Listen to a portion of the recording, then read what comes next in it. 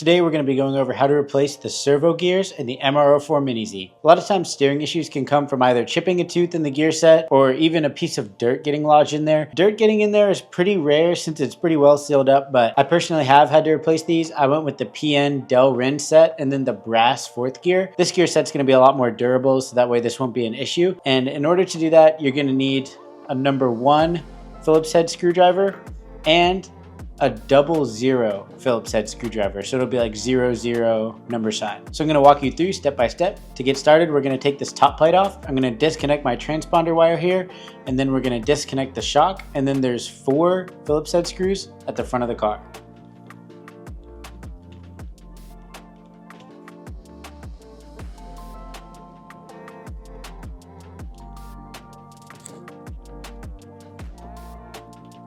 So I've removed all of the hardware that connects the top plate to the car. I'm also going to go ahead and remove the battery clips because they don't actually directly connect to the top plate, but they do kind of get in the way of taking this off. We have this front piece here, and basically we can go ahead and lift the whole front suspension off. So you can just grab the wheels and gently lift up, and you want to be careful so that you don't lose the front suspension springs when you lift this assembly off. I personally like to stick them on my cow RC mat because it's magnetic, so it stops them from going off and disappearing. Having all this apart is also a good chance to kind of clean in here.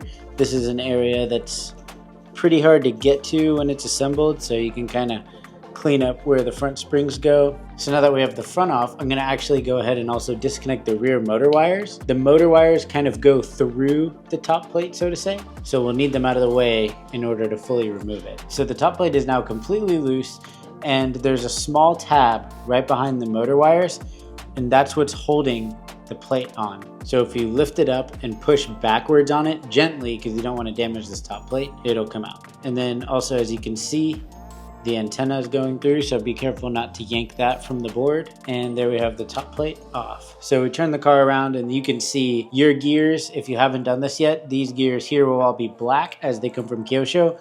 Mine are white, and then I'm not sure, you can probably see that bronze one down in there. So the next step will be to actually disconnect the servo motor from the chassis to allow us to pull this little steering box out. So the servo is actually beneath the board, so you can kind of lift that up gently. You want to be gentle with the board. You can see these 2 wires here that are soldered on. Those are obviously the main power wires, and then also underneath here, this connects to the potentiometer on the front servo.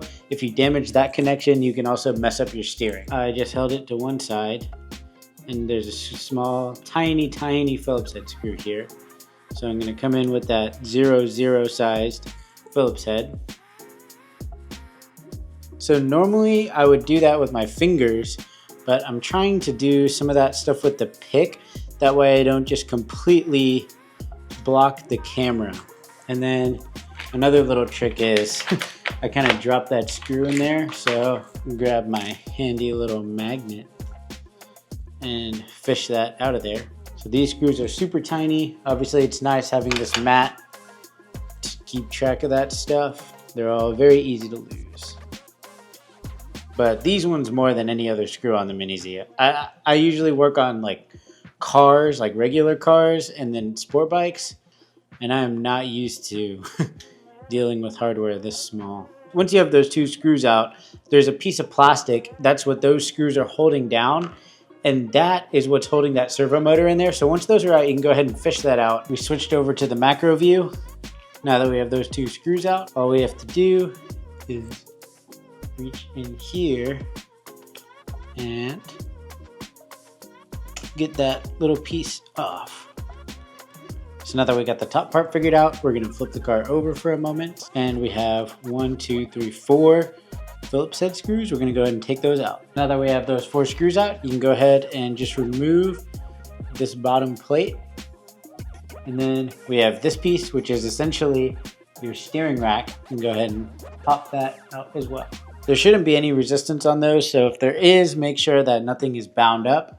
And that gives us a good look at the bottom of the steering box. So from here, and again, this might make it hard to see, you can go ahead, take your finger, let me show you from the top, just push on that box, and it'll slide right out. So there we have the steering box, and then it's still going to be connected by that wire, and what that is the potentiometer. We're going to go ahead and take this front plate off,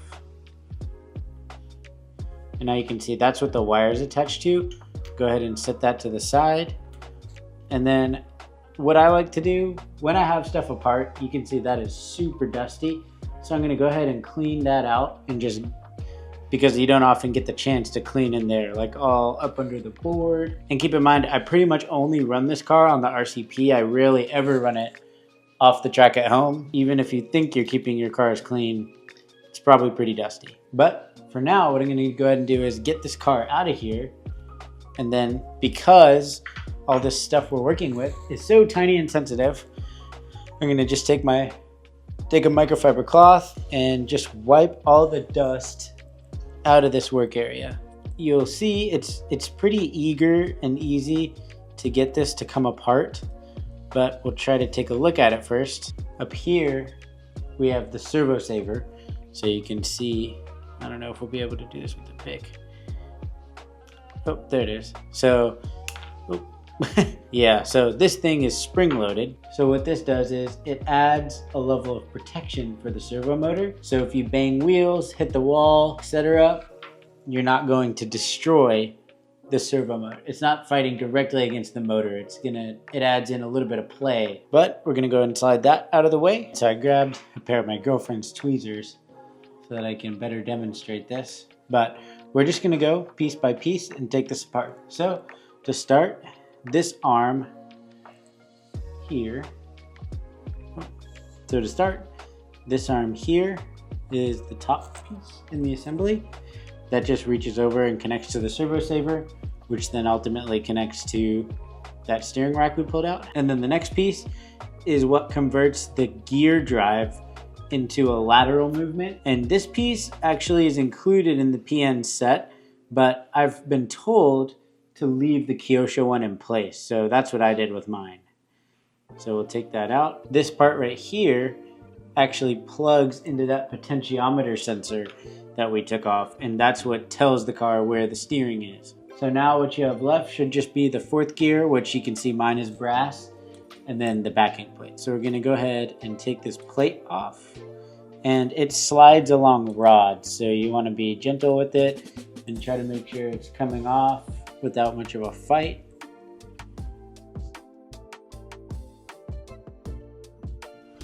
Okay, and if you're like me, it probably just pops apart as you take it apart. Starting from scratch, I'm gonna talk you through this full rebuild process. The gears are marked on the back.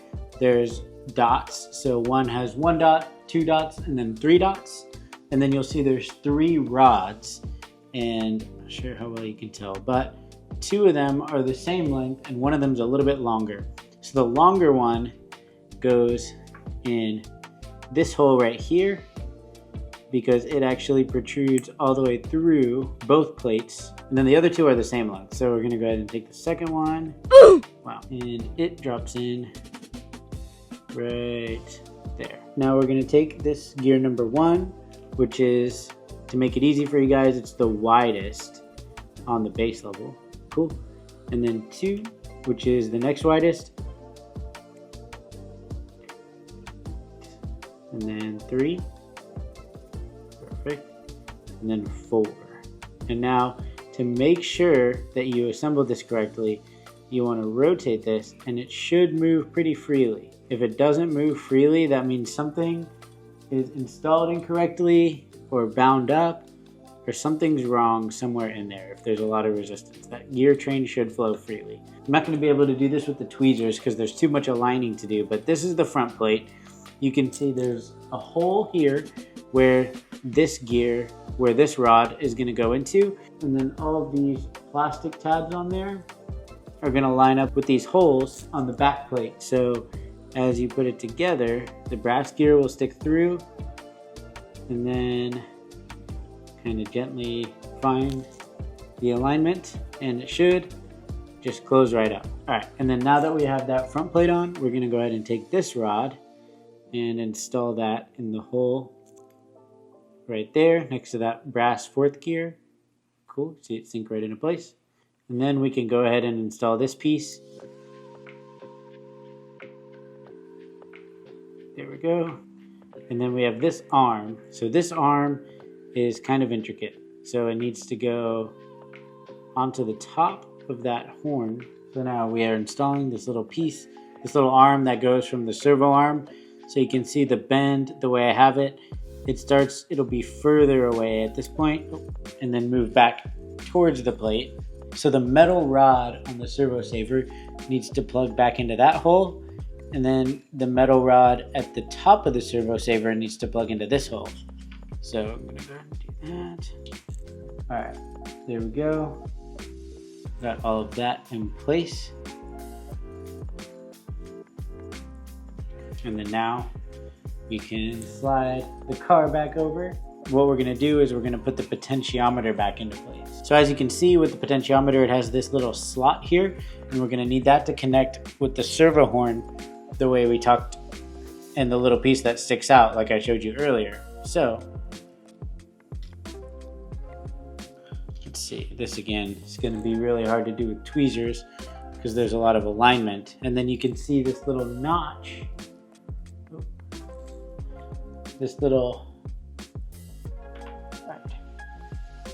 So this little notch in the servo box here is actually routing for the red, yellow, and black wire to go through. So this little hole here and this here have tabs.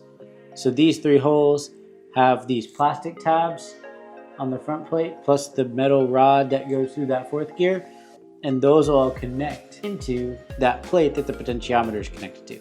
So I'm gonna go ahead and do that. Not sure how well you'll be able to see the exact process because this is all very tiny. And then you can see that wire. I'm gonna run it through there and then around the side. We're gonna drop this all in, and then we need the servo motor to go through this hole on the back of the servo box as we're dropping it in. Basically, as long as that gear catches on the hole in the back of this servo box as it's sliding down, it'll just kind of work itself out. All right, there we go. So I have the motor, it's kind of tilted, and that's what I'm doing with that back index finger, is pushing it through that hole. And then as we drop it in, it'll just kind of force itself into place. All right, there we go. And then once that motor is pushed forward, it'll be in place. And now we're in action. All of this is all connected up, working as it should. It's not binding or catching anywhere. So you can see it's all working as it should, not binding. Now we can start reassembly. I'm gonna drop this plate back in so it holds the motor in place. Go ahead and get those super tiny screws. It's tough to get the screws started in these holes. Just a touch, at least a quarter turn, to try to make sure that these things are getting started in the threads. As you can imagine, the threads for this are absolutely tiny and they're threaded into plastic, so it'd be very easy to tear the threads out. So that's that, and then I'm gonna switch back away from macro view. So moving back away from the macro cam, go back out to the wide shot, and finish this thing up. Let's see, first we'll actually flip the car over. So for the steering rack piece, you wanna make sure that these little tabs are hooked onto that servo saver horn that's down in there. So go ahead and put that in. So then you can place this cover plate on, and it has these tabs that need to line up with the chassis. So there we are. And again, anything that's threaded into plastic, I always like to back it up till you feel a little click. That lets you know the threads are aligned, so that way you don't cross thread them.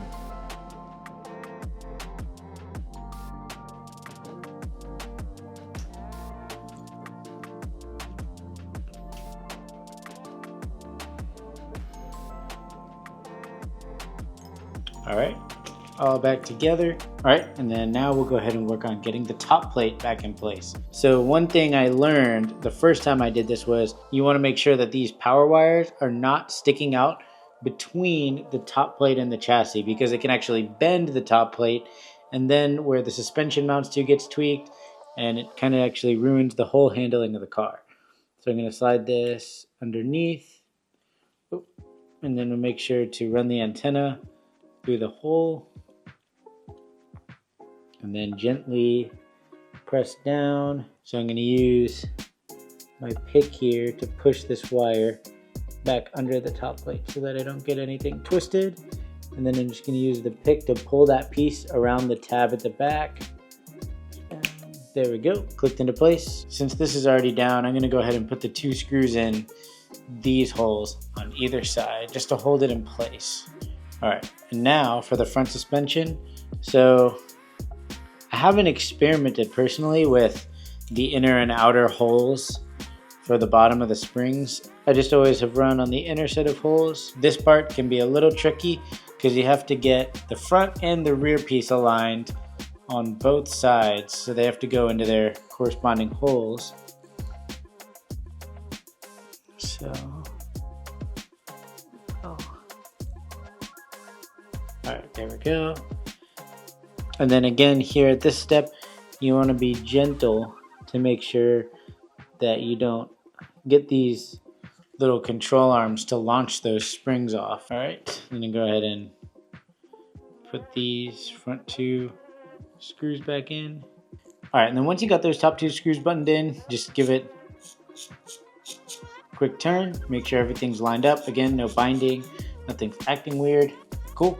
And then the motor wires are going to be a lot easier to put in before we put the shock back on, but we are getting close. And then, let's see, negative is going to be on the passenger side. And for this, I do like to do the same trick and thread them backwards one time, because again, this screw is just going down into plastic. All right. So now we got the motor wires attached. So next we'll go ahead and mount the rear of the shock. Got to get the shock in under the transponder wires. Got to get the shock in under the transponder wires.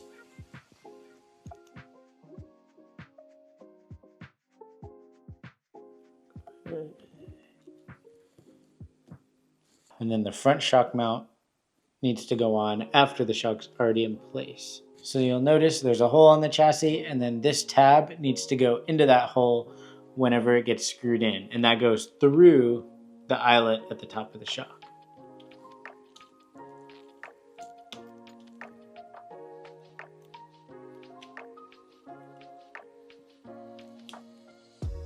Cool, and you want to get that good and tight, but you also want to be gentle with it because the top plate is really soft and flexible, and if you tweak that, which I actually did in the past the first time I did this job, it'll affect how the shock sits, and it can lead to some weird handling. Reconnect the transponder and it's good to go. I'm gonna pop some batteries in and see how this thing runs. So I'll steer it side to side really fast, and then I'll go again and go kind of slow and make sure there's nowhere that it's sticking. Looks pretty good to me, so go ahead and call this one good. I hope this helped you guys out. If you have any additional questions, feel free to leave them in the comments below. And don't forget, subscribe to the Mini Racers for all things Mini-Z racing.